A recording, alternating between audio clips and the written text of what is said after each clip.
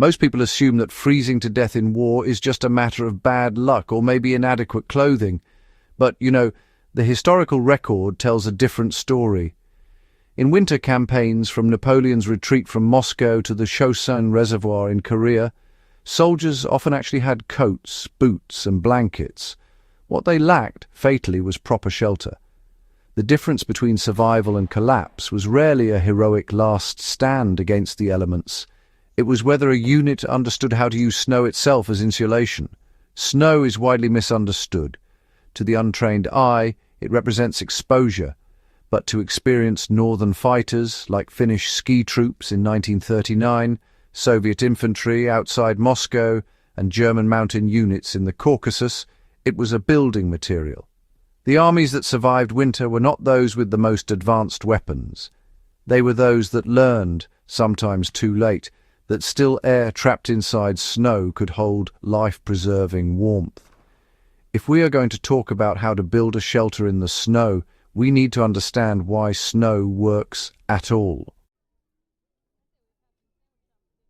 Snow is not solid ice, it is structured insulation. Freshly fallen snow is mostly air. Depending on conditions, it can contain up to 90% trapped air between crystals.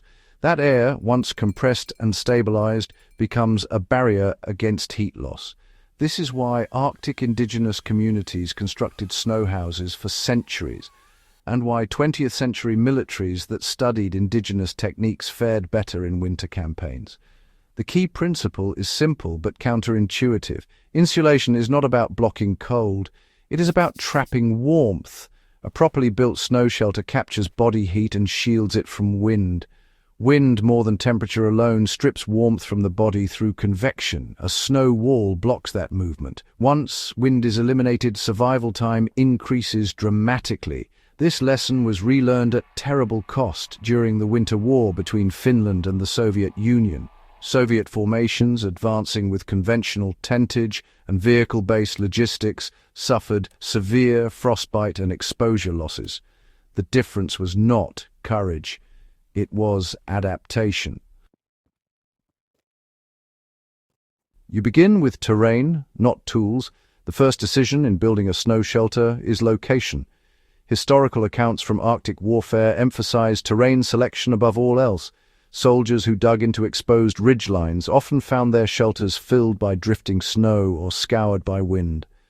Those who chose leeward slopes or natural depressions conserved labor and gained immediate wind protection. During the Battle of the Bulge in 1944, American units caught in sudden snowstorms improvised foxholes that quickly became frozen traps. Units that shifted toward wooded areas or existing embankments reduced wind exposure and gained structural support for overhead cover. A proper snow shelter site avoids avalanche-prone slopes, but it also avoids open ground where wind accelerates heat loss. Snow itself is the building medium, but the landscape shapes its effectiveness.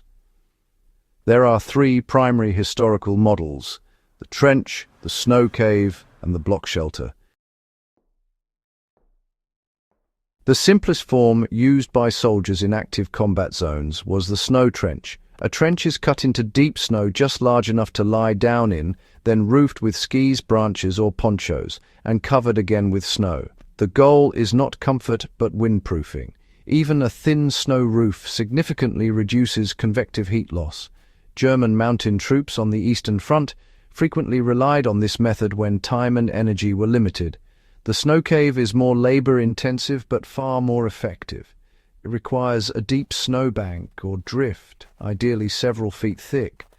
An entrance tunnel is dug first, angled slightly upward into a main chamber carved above the level of the entrance. This design traps warm air inside the chamber while colder air settles near the entrance.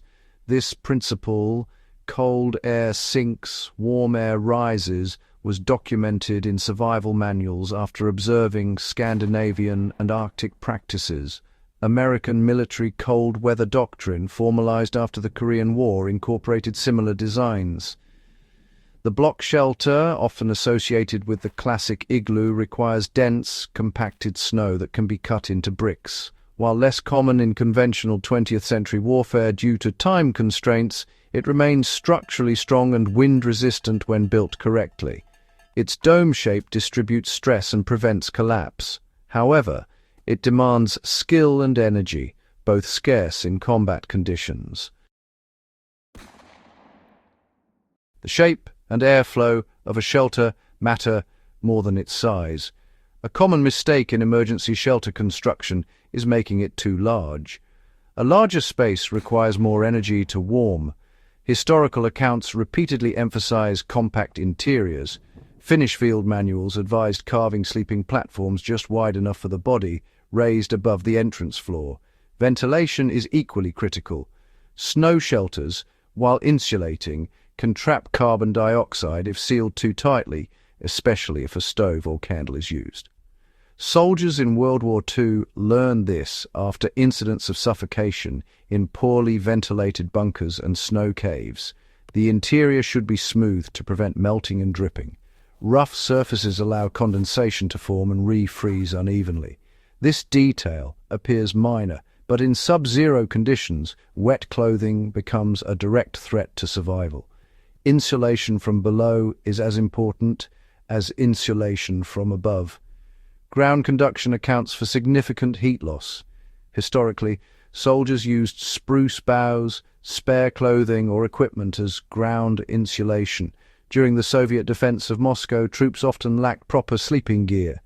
Units that improvised ground insulation experienced fewer frostbite cases than those who slept directly on frozen surfaces. One of the overlooked realities of winter warfare is that shelter construction is not merely an individual survival task, it is a unit function. When soldiers are exhausted, malnourished, or demoralized, the temptation is to collapse rather than build. Historical casualty reports from Napoleon's retreat in 1812 reveal that many soldiers perished not during combat, but during halts when they lacked the strength or organization to construct adequate cover. By contrast, Finnish forces institutionalized rapid shelter drills. Survival is rarely about dramatic rescues. It is about routine preparation under deteriorating conditions. The catastrophic exposure losses in Korea forced the United States military to re-evaluate its cold weather training. Snow shelters, once seen as improvised measures, became standardized in Arctic survival instruction. Lessons drawn from Norwegian and Finnish practices were integrated into NATO doctrine. Understanding this lineage matters. It reminds us that knowledge evolves through hardship. Techniques that appear simple today were paid for through experience that many armies would prefer to forget.